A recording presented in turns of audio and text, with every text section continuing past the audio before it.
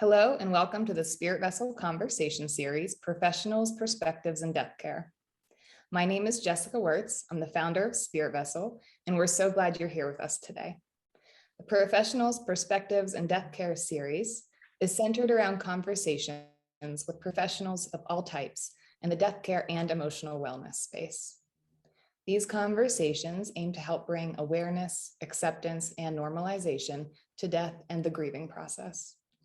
If you enjoy these conversations, please consider sharing them on your favorite social media platform and be sure to sign up for our newsletter so that you'll be the first to know when a new conversation is released.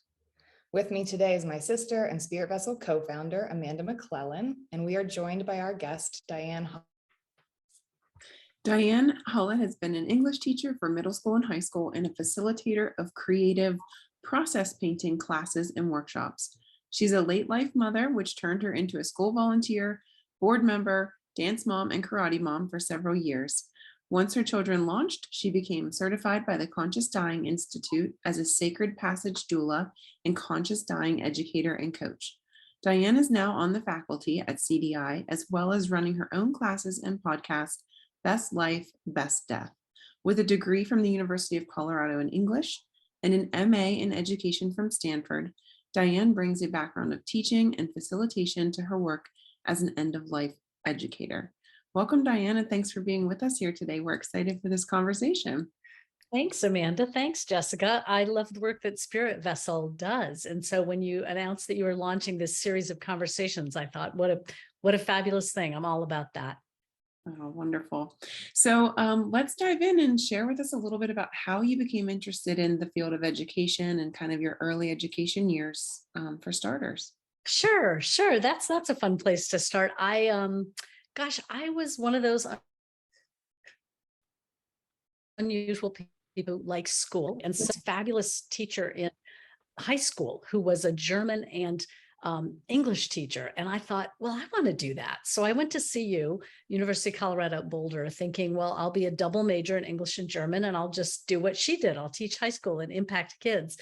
Well, I had a terrible professor of German that first year. And, you know, when you're 18, 19 years old, you don't always know that you could probably just go to the head of the department and say, this is not working. Instead, I just dropped German. And I've always thought, you know, what a shame, right? Because here's this opportunity to speak another language. But so I went on to be an English teacher and taught high school, but really found my groove in middle school. And I was thinking today that, you know, it's a certain person who likes teaching middle school, right? It's because they're so intellectually available in a different way than elementary school kids. Their brains have developed, and then they're just squirrels. You know, they're just nut jobs, that kind of age. They bounce off the walls. They're very enthusiastic. They're passionate. And you have to have a certain level of enthusiasm to keep up with them. So I loved that age group. And I was thinking today, it's like that's probably one of the places I started to be fearless about talking about anything, because basically anything a 7th or 8th grader was going to say to you, you had to be ready to just answer honestly, authentically, spontaneously, and they can throw a lot at you. So that's kind of the more straightforward education. And then at some point I started working with this woman in the Bay Area named Michelle Cassou, who was just an extraordinary teacher of work that she called process painting. And process painting was really painting, using paint and painting as a tool for creative process and almost like an active meditation. And so I began assisting Michelle, and we would teach workshops that were, you know, a long weekend or 5 days or 7 days or even sometimes 2 weeks, and guide people through this process of what if you painted without product in mind? What if you let go of interpreting and just painted like a child paints, allowing yourself to just let things flow on the page? And I loved that because that was like this level of creativity. And sorry, I've got a hair in my eye here, a level of kind of creativity and being present with people that I just found extraordinary. So it was like witnessing and standing with people as they did this very simple act of putting color on a page.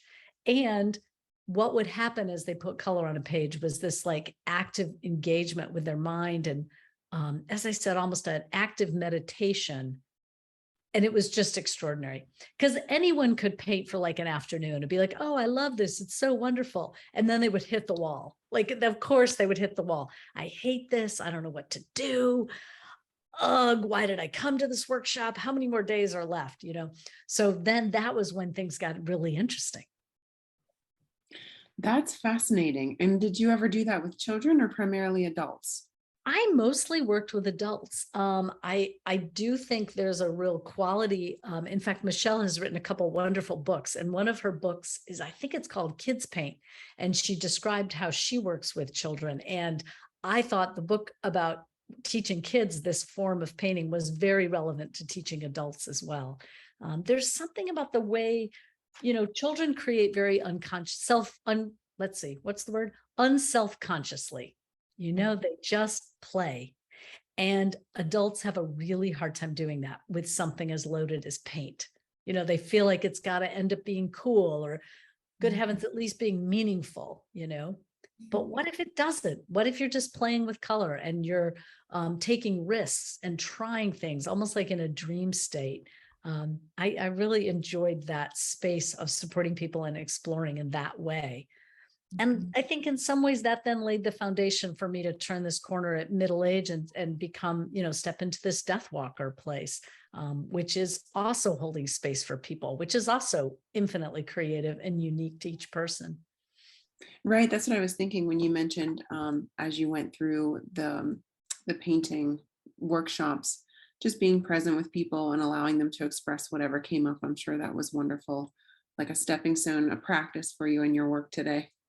Absolutely. Absolutely. And I remember, Michelle's work is, I think, somewhat controversial. I mean, some people love her and some people don't like working with her and they think she's got, too many rigid ways of doing it. But what she created was a structure that then allowed you to explore in a certain way. And I vividly remember one time someone in a workshop saying to her, well, all the paintings here look the same. Why does everybody always paint the same thing over and over? And Michelle just looked at her very seriously, and Michelle is French. And she said, well, there really aren't that many things in the world, if you think about it. It just cracked us all up because on the one hand, there's so many things in the world. And on the other hand, there aren't that many things, and so on some level, everyone was going to try painting, people, and everyone would try painting animals. And if you're not trained in how to do that, they don't look like you want them to look. And can you let go and keep painting? Yeah. So that was really incredible training and an incredible period in my life that was really a transition out of a typical classroom and into more of this group facilitation. We would go to Esalen and she'd have 80 people signed up. We'd be in this big tent on the grounds of incredible Esalen with 80 people in a tent, all painting. It was just really magical. Oh, that sounds phenomenal. I would love to have the opportunity to attend one of those workshops. So as you were an educator and then you started your family, if I'm not mistaken, and then you eventually went into death care. So tell us a little bit about that. Sure. Well, as my kids got older, you hit this place where suddenly your older one has her driver's license and your younger one, in my case, was suddenly going to a middle school that was a mile from our house instead of just a lot more driving and things. So I really looked at that. I really knew that there was this possibility of kind of reinvention midlife, that if you have kids and then your kids are gone kind of in the blink of an eye, what do you do next? And I just didn't see myself sort of stumbling in that place. I thought, no, I'm going to find something and I'm going to run with it. And many years before, when my father-in-law was at the end of his life, the last 6 months, we worked with a very good hospice in Colorado, and we worked with a chaplain. And our family wasn't particularly religious, but this chaplain was so good. And the way she held space with us and listened to us and talked with Bob and just was so present. I remember vividly looking at her and saying, I want to be like you when I grow up. I mean, I was probably 40. And I said, how did you get into this work? And she said, well, I got a master's in divinity. And then I just realized my calling was along the lines of hospice. And so she said, here I am. And And so that was like, you know, how sometimes those little seeds just go deep in the back of your brain. And I thought, master's in divinity, like me, like this is so not my kind of background, would be that kind of a spirit path and very intellectual. But I just held on to that. And my kids got older and things changed. And one day I said to my husband, you know, I've considered a master's in divinity. And he's an amazing guy. And he was like, sure, you know, okay. So I didn't really want to go back to school. I didn't really want to do 2 years at a straightforward, you know, some kind of online or travel somewhere. Boulder does have an excellent university, of course, called Naropa. So I looked at Naropa's master's in divinity. But about the time I was just kind of chewing on this, I was also thinking, well, hospice volunteer work, like there's all kinds of ways to be involved. But I knew I was drawn to end of life. And a friend stopped by and she said, I've got to tell you about this training I just took at the Conscious Dying Institute. And she said it was called Sacred Passage Doula. And she said, I thought of you because I just think this might be something you'd be interested in. And I was like, sign me up. I mean, I was signed up. I think there was a course starting about 2 weeks later, and I was ready to sign up for that one. And then I realized that might be a little quick. Like there was a bunch of reading you were supposed to do. And I was just going to jump over all that and dive in. So I signed up for the one that began in March. Well, of course, it was March of 2020. So instead of meeting in person, we became the first online cohort for CDI, and they've gone on to have tremendous trainings that are all online. Now they're working back towards some in-person things, so that's exciting. But that first course was really a tremendous amount about self-reflection and what was my experience with end of life, with family members, friends, what was my experience of death, you know, what were traumas, what were griefs, just what was love, kind of these big, beautiful philosophical reflection questions. And I loved it. So when that course ended, I just signed up a Conscious Dying Educator course. Of course, it wasn't that straightforward. I was a little bit waffly, like, well, I could take it, but why would I take it? And this same friend came over and she said, it was like, but when someone kind of slaps you, she's like, hello, you're an educator. You love to work with people. Like, of course, this is the class you're going to take. And I was like, oh, I think she might be right. So signed up for that and then never looked back. I just really have found, you know, I like to, like, my most simple kind of elevator speech is that I work with people who are curious about their mortality.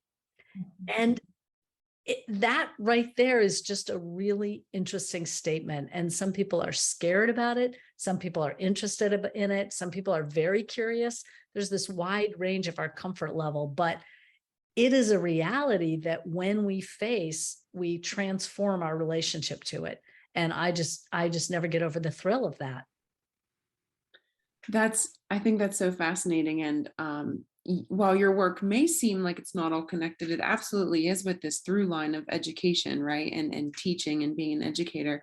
So I'm just kind of curious, what do you feel are some of the best strengths that you brought from your classroom years and your painting years to your work now? I mean, I think one thing is, in case you can't tell, I have an easy time talking.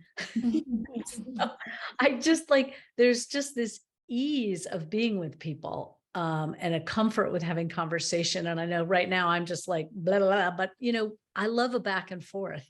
And so I think that is like, that's so simple for me. It's just so natural. And it isn't really until I talk with other people and listen to other people that I realize that's not easy for everybody. You know, beloved friends or beloved family members who are much more introverted, that can be really hard. And they, you know, they don't want to jump on a Zoom call and introduce themselves and get people talking. And I just think, oh, I can think of nothing more fun than launching a new group on Zoom or launching a best 3 months course in person. So I think ease with people has been big. Some kind of like group management. I mean, you do sometimes in groups end up with someone who's an oversharer or gives lots of advice. Somebody might jump in with a lot of advice, and you have to very compassionately shift that dynamic without being heavy-handed. So I think that was another middle school jujitsu move, like how to guide a group the way you want them to go without being heavy-handed or annoying or too in charge, some kind of like, oh, I'm the teacher and blah, blah, blah. I don't run groups that are like that. And yet people have to feel that the space is held. So I think out of the painting work really came this sense of how do you almost energetically hold a group. And that's both your words and your energy and your bearing and your eye contact and how you encompass all the people in the room. Yeah, absolutely. I know holding space is so important and something Jesse's incredibly passionate about, and in the work at the Conscious Dying Institute as well. So I see you as masterful in this area. And, I can say that coming from my experience of working with you through the Conscious Dying Institute when I took the program myself.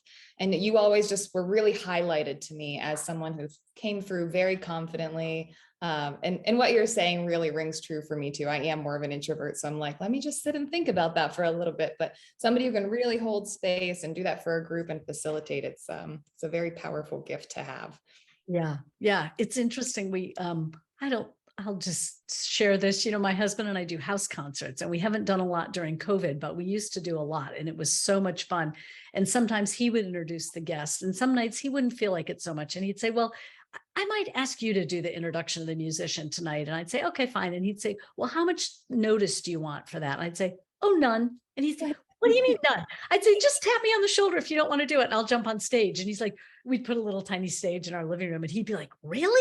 And I'm like, sure. Like, to me, that was just like no problem that I'd jump up and think of something to say and kind of spontaneously do it. But it is interesting. I mean, on Zoom, it's interesting, right? Like I'm making an effort to look at the camera because I think that's really helpful. But then I also want to look over at Amanda and down at Jessica, and it's just this weird dance of where are your eyes on Zoom and the glare of the glasses. And yeah, so Zoom has, created a whole new world for us where I can work with people all over the country and even all over the world.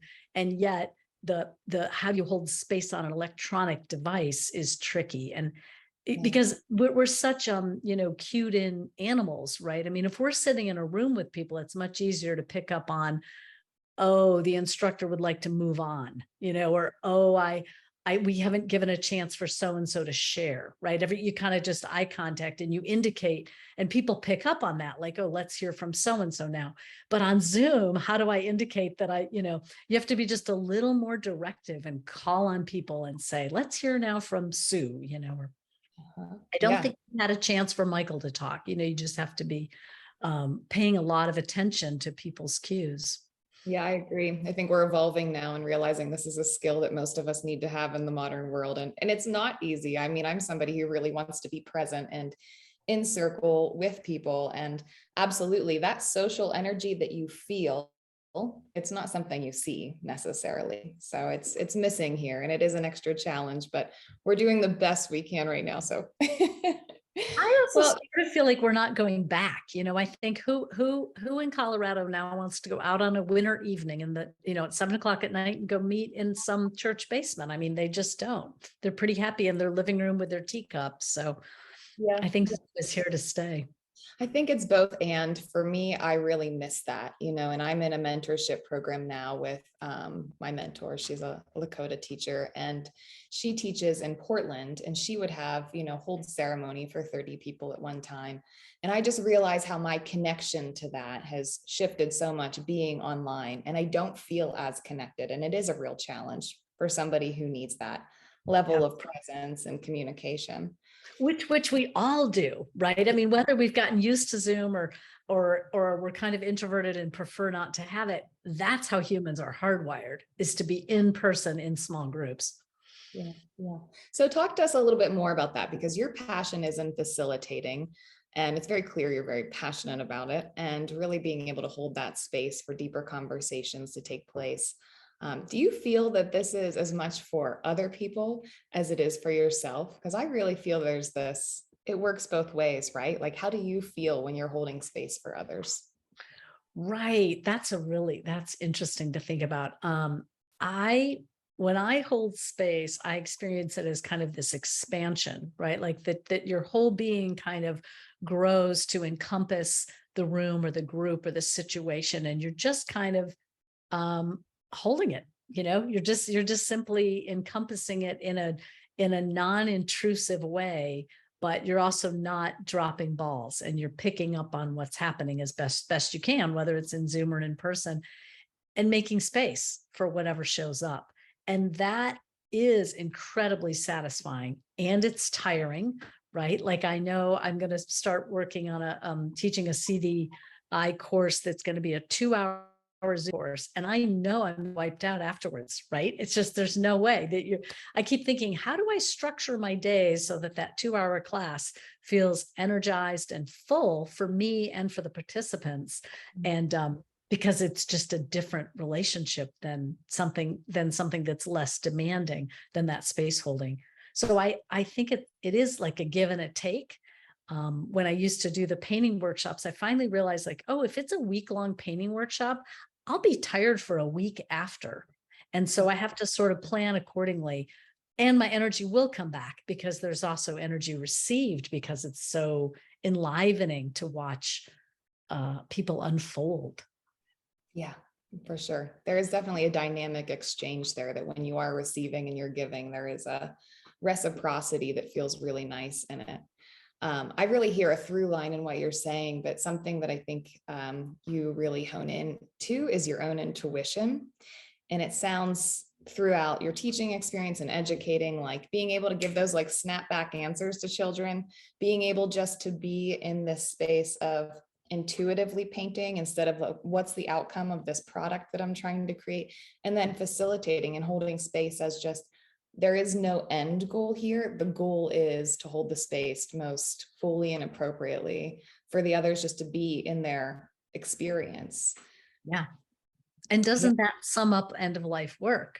Absolutely. Right? We don't know what someone else needs at the end of life. We can only say, I'll witness, I'll be here, I'm with you. Yeah.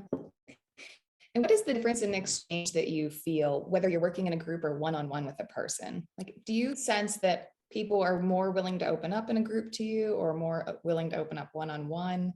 It's just such a different dynamic when you're in that group dynamic versus working one-on-one with clients, I'm sure. It is. I love both.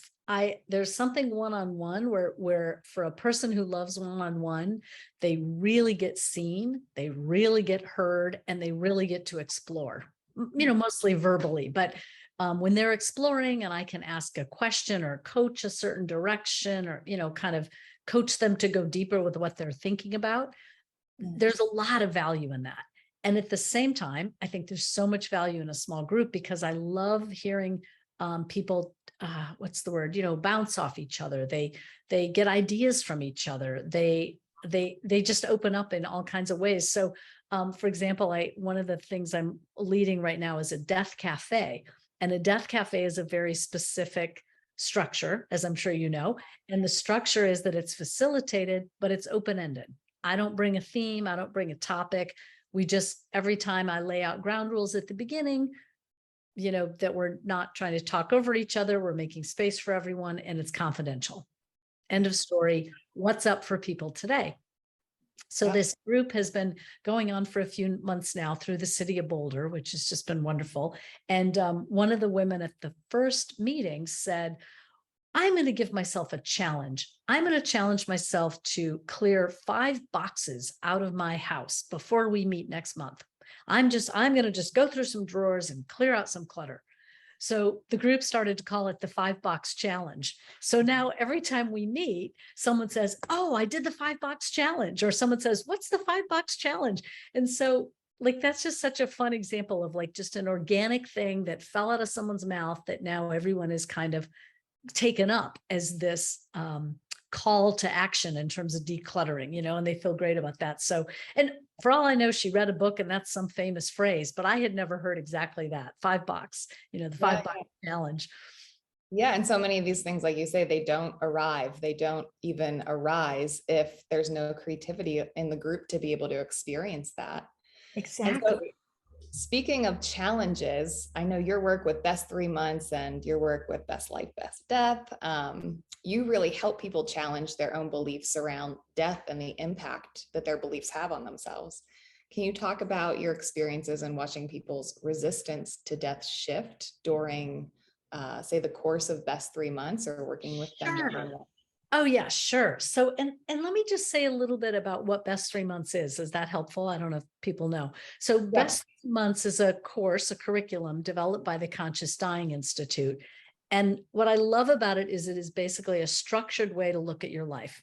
And so we talk about whether I'm working with someone one-on-one or whether I'm teaching a small, like a 6-week class in Best 3 Months. We talk about your life in the physical, the spiritual, the emotional, the practical, and the legacy realms, these 5 domains. Is that an artificial way to break up your life? Of course it is. Does it allow us to break up our lives and think about different aspects? Yes. So I love it for that reason. So on the first day of the class, or the first day that I meet with someone, I name the date of death, their date of death that is coming up. And this always kind of drops people up short. They're like, what do you mean? So a group this spring, their date was June 11th. So I said, okay, on June 11th, a few days before June 11th, something will happen, an accident, some health event, and you will be dead on June 11th. And everybody kind of goes, my God, I can't believe she just said that. What that does, if you're willing to kind of play with this imaginary named date of death, is that you get kind of real about what those 90 days might hold for you. And so then each week we take a look at one of these realms. So, some people take this kind of lightly, and they don't reflect too deeply, and they don't really want to engage too much in the class, but they show up. That's one side, and they still get an enormous amount out of it. At the other extreme might be someone who has a terminal diagnosis, who is deeply concerned that they may be gone within the year, and they are very serious about it. One wonderful participant made a spreadsheet of the things she needed to do. Now, on the one hand, that might sound kind of morbid. To her, not morbid in the slightest. It was a relief. She thought, now I have in one place collected the most important things I want to do in these next few months in case my health deteriorates more than it has already. And I thought that was such a great, she was so specific in her action steps. She was so concrete. And the rest of the group saw that. And so the rest of that group, I believe, was healthy for the most part. But they could look at that and get to know this woman and say, wow, for her, this is not a theoretical June 11th. This is for real. And here's what she's doing about that. And so they learn from each other, and they bounce off each other. And, there's so many great concrete examples of the way people have been affected. I'm thinking, like, one of them was a woman who, she has a great granddaughter. So her great granddaughter was about 5 when she took my class. And she thought, there are things I want to write to this great granddaughter that I keep thinking I'll get around to writing, but I haven't done it yet. And the course gave her kind of the structure and the impetus to actually write some things down, some letters, some poetry. She ended up collecting them in a little book. And now that project, that legacy project, got completed. She was so thrilled. She could not have been happier. Another one was a really beautiful example in working in the emotional realm, which can be tricky for people, to kind of say, what are some loose ends in my emotional life that if something happened to me tomorrow or in 3 months, I would not want to leave this world with those undone. And so one woman had a very difficult relationship with her sister after her father had died. Things had gone south, as they sometimes do when patriarch or matriarchs of the family pass away. So in the course of the Best 3 Months class, she decided, that is a relationship that I don't want to have end on the note that it's on right now. So she wrote a very heartfelt letter, handwritten letter, mailed it to the sister, and got an email back. And boom, they were back in relationship. Not perfect, not resolved, but back in conversation in a way that they had not been in 3 years. And so things like that, when we take a look at, when we put a date on it and take a look at this kind of creative possibility, we make some changes because we start to go, this is real. This could happen to me. Yeah.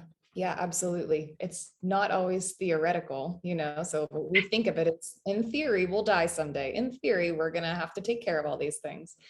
I can just relate so much. And I did make an assumption there, just calling out best 3 months because I've been through it. So I'm like, oh, you and I know what you're talking about. But of course, our listeners don't. So thanks for explaining. Yeah, and hopefully that gives enough of an overview. Again, just, it's like a structured way to think about your life, and then to get concrete about, well, what do you want to do? Because a lot of people are very, they go, oh yeah, I need to do my will. Yeah, right. Okay. Yeah. So how are you going to do it? Do you need an attorney? Are you a DIY person? Are you going to download something from the internet and complete it? Or do you need an appointment with an attorney? Who's the attorney? Do you have that name? How could you get those names, right? So you can make it much more concrete for yourself by, deciding what direction you're going to go and then taking a couple steps towards it.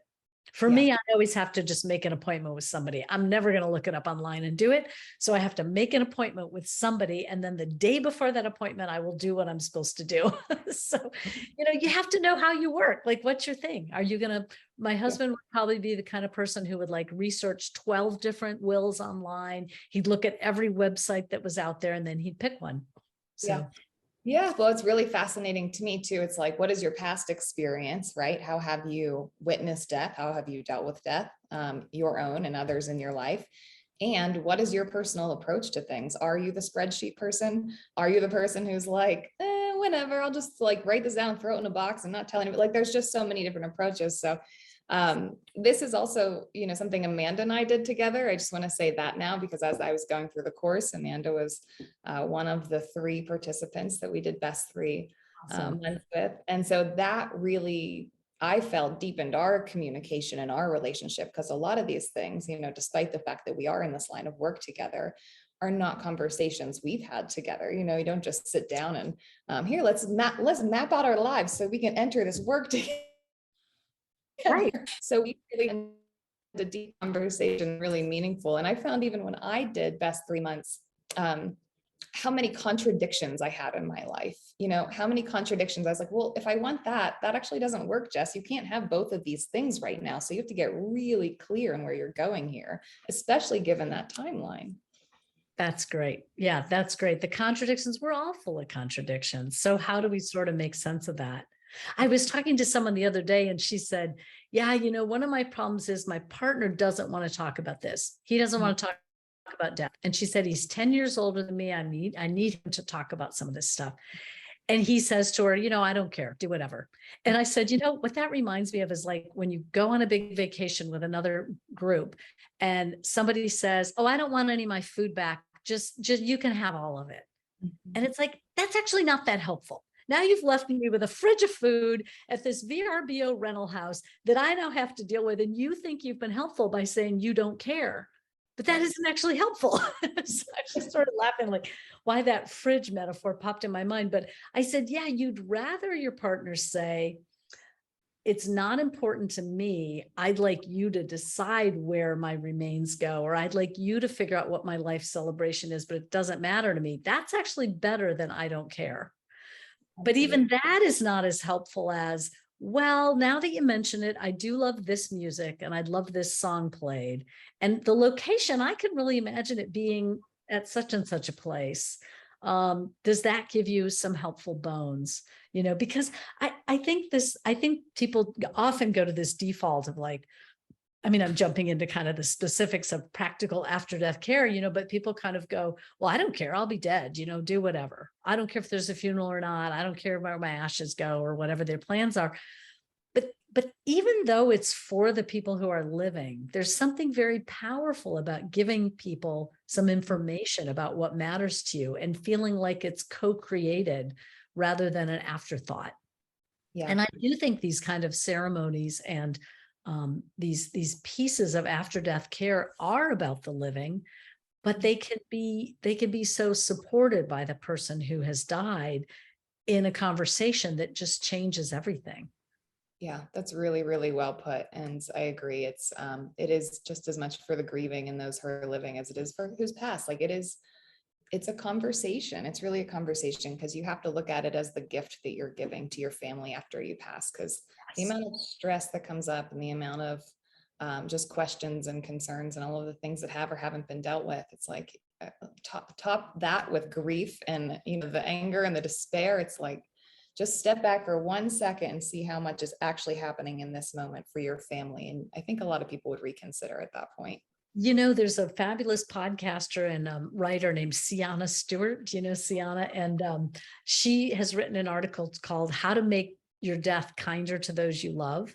And you can actually just type that in and this article will pop up. How to Make Your Death Kinder to Those You Love. And her story was that her father died with everything unfinished. Everything, total mess. Insurance policies not paid for, multiple insurance policies, no will, stuff everywhere, unsorted things. She said it was such a disaster to sort out. She just got madder and madder. And then her stepmom died 5 weeks later, massive heart attack. So now she has this entire household, 2 people's things to take care of. You know, she said it was all kinds of chasing down of things she didn't even know he necessarily owned. And it was just so difficult. And then her epiphany was, oh, I'm in my 30s. None of my stuff is taken care of. I don't have a partner or children right now. If I die, I'm leaving exactly the same kind of mess for some friends to clean up. So she was like, oh my gosh, here I am, super mad about how unkind this departure was. And I'm about to do the same thing. So she did some real house cleaning and soul searching, has done some great writing about it and podcasts about it as well. And it's really thought provoking to think, if our goal is to be kinder, doing nothing is not kind, you know? Yeah. It's almost comical, like the way we see death, because it's, you know, for me, for a long time, my view was when I get older, I will die. And then obviously it's like nobody knows when it's going to happen. So it's easy to see it as an age problem or an age situation, you know, not problem, obviously, but like when you're talking about getting your affairs in order, where it's so easy just to, you know, lean back on age and that. Yes. Yes. So about life, death, when did that start to seed for you, and where are you going with this work, and how did that evolve out of your courses that you've taken with Conscious Dying Institute?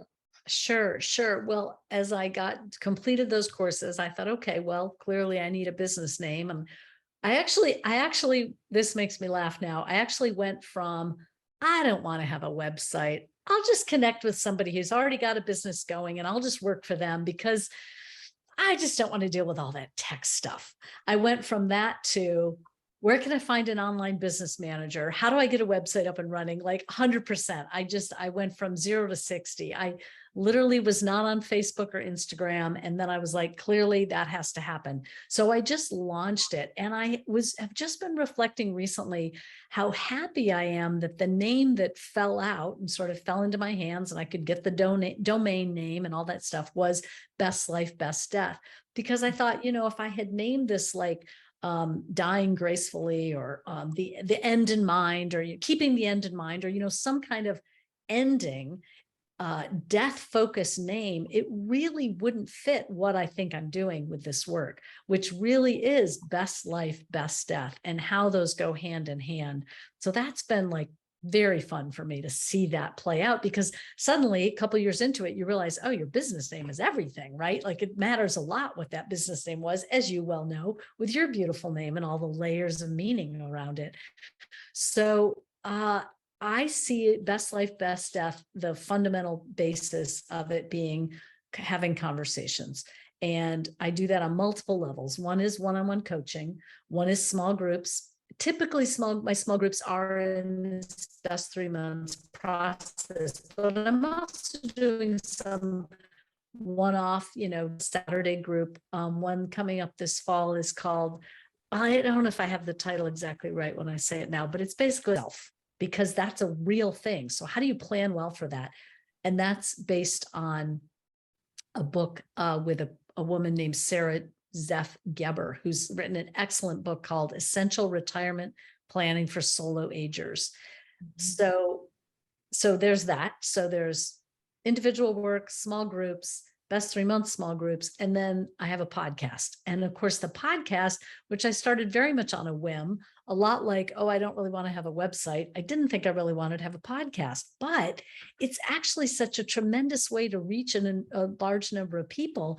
And it's also tremendously fun, as you well know, to reach out to people, have them say yes, and then, have this conversation on Zoom or whatever format you use, and feel like it goes out. I've loved that sense of out, of, there's reaching in and there's reaching out. And I got that phrase has come to me from a church group that I'm working with up here. And their congregation has programs that reach in to their congregation and reach out to the community. And we're figuring out a best 3 months program for them. That's going to be really neat.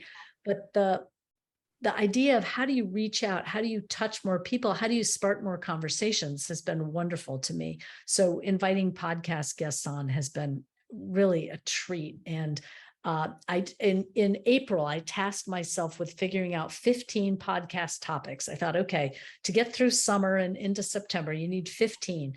So over the course of about 3 days, I would just keep notes as things popped into my head. Well, pretty quickly, I had 37 ideas. I mean, there's so many interesting people to talk to and interesting subjects, right? So, the podcast will definitely keep coming once a week. Yeah, Diane, I just wanted to remark on the name of a company and how we form entities and how we're so much a part of them. They have to be this extension of exactly who you are to me, or otherwise it's just not authentic.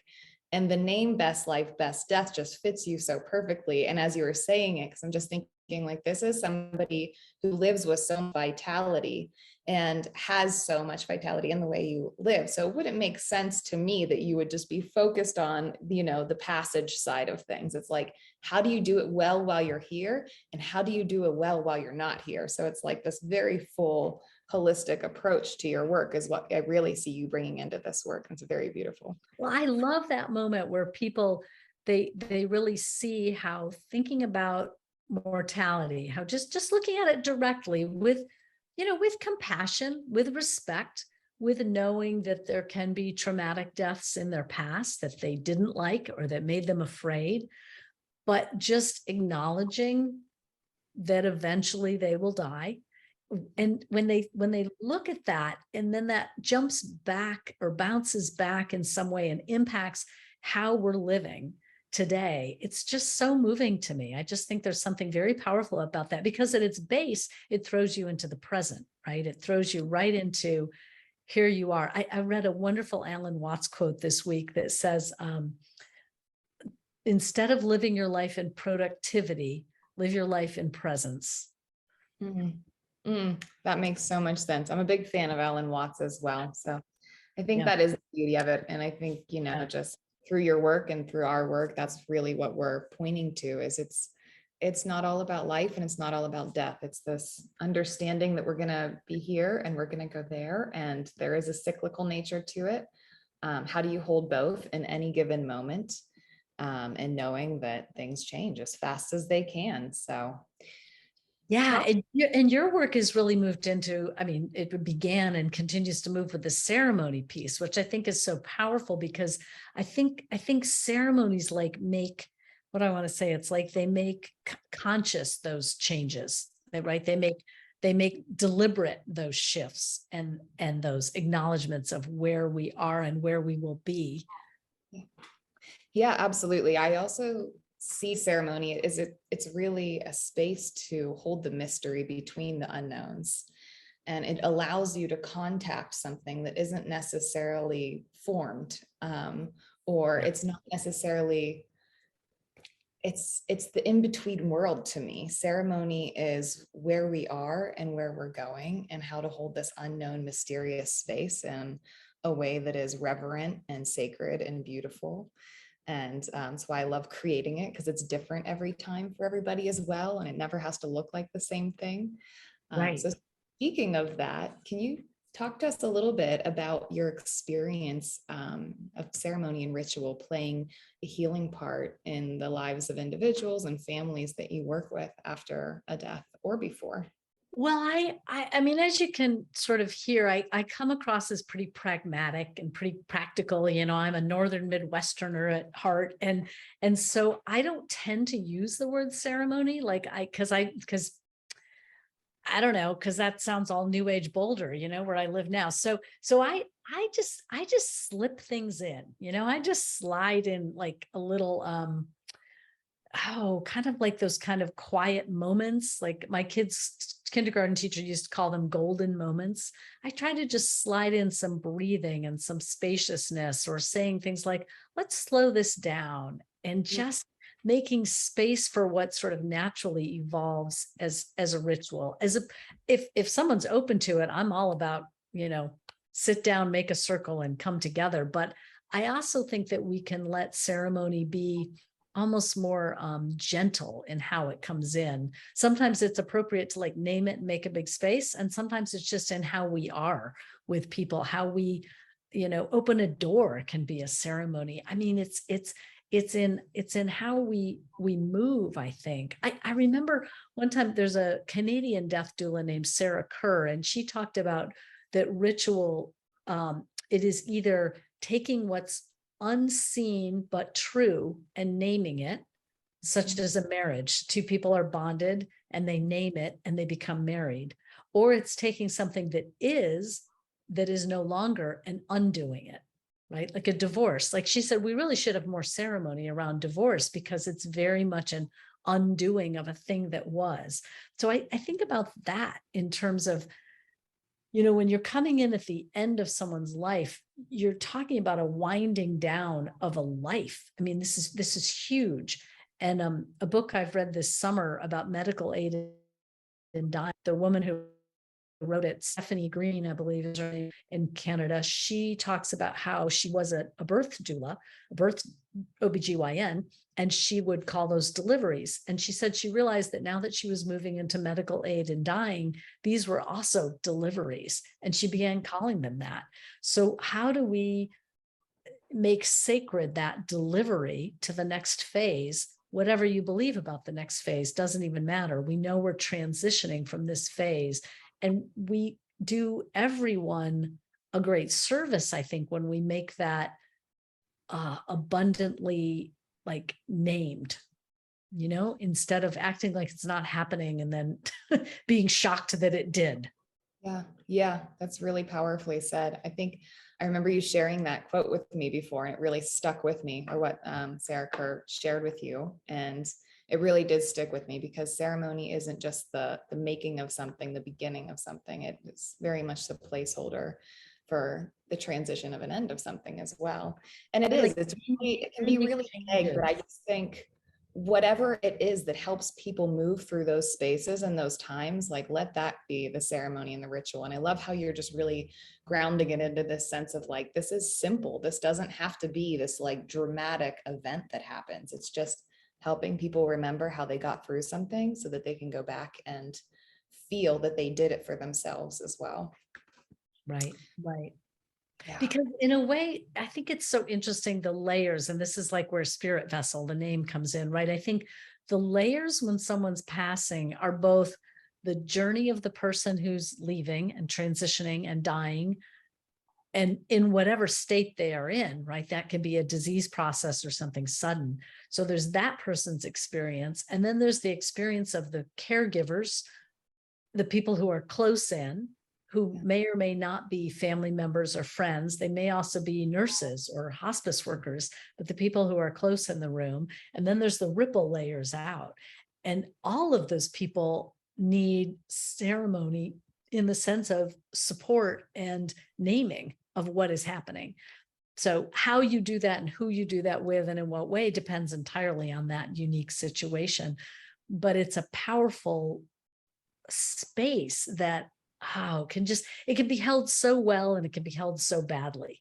Absolutely. Right. And my whole thing is like, let's just do this better. Like, we can do this better. Like, it just doesn't have like such a painful, difficult, grief-filled, miserable time. We make it worse. It's just like, So human of us. Yes, exactly. Oh my God, I love it. Yeah, it doesn't have to be good or bad, just be on the spectrum of better for anybody. And that's a huge step up. Well, you're pointing your finger at something that Amanda and I have bounced around, and it is this naming of ceremony. And it's like, how do you make people understand or get people to understand exactly what you're speaking to? Because people do have a lot of different connotations to ceremony. What does that mean? It could be new agey, as you mentioned, or it could be like church related, so it could be grounded in thousands of years of religious history for some people. And so it's Right, and really that could be they love that or they reject that. Like it can just go a lot of different ways. the word feels charged to me. And I think it feels charged to a lot of people. And it's like, even in the education of ceremony and ritual, like how do you use lingo to describe what you're actually accurately trying to offer somebody? It's a challenge we've come up against. I'll just say that because I can't find a better word for ceremony than ceremony. I like to think it's being reclaimed. I mean, I like to think that there's a resurgence of the use of the word, and that people are going to get more and more like familiar with it as a secular thing that might be based in something broader and older. It's a great question. What's the word? I think sometimes I just sort of use the phrase as, like, let's name what's happening, or let's I remember when one friend was diagnosed with breast cancer, I said, well, let's come over and have a ceremony before your first treatment. And she was a little like, oh, ceremony. Oh, what do you mean? And like, to me, it was the most natural thing in the world. Like, of course we're going. And I said, let's get together and name what we hope happens. That's all I really meant, was let's come together as some women friends, sit in your yard and, be a force for each other. But it was interesting how ceremony. Oh, I think yes, but maybe not. But what do you mean? And yeah, it brings up a lot. It brings up a lot. It does. It definitely does. Well, I feel like we could just sit here and talk to you for hours about this topic and so many others.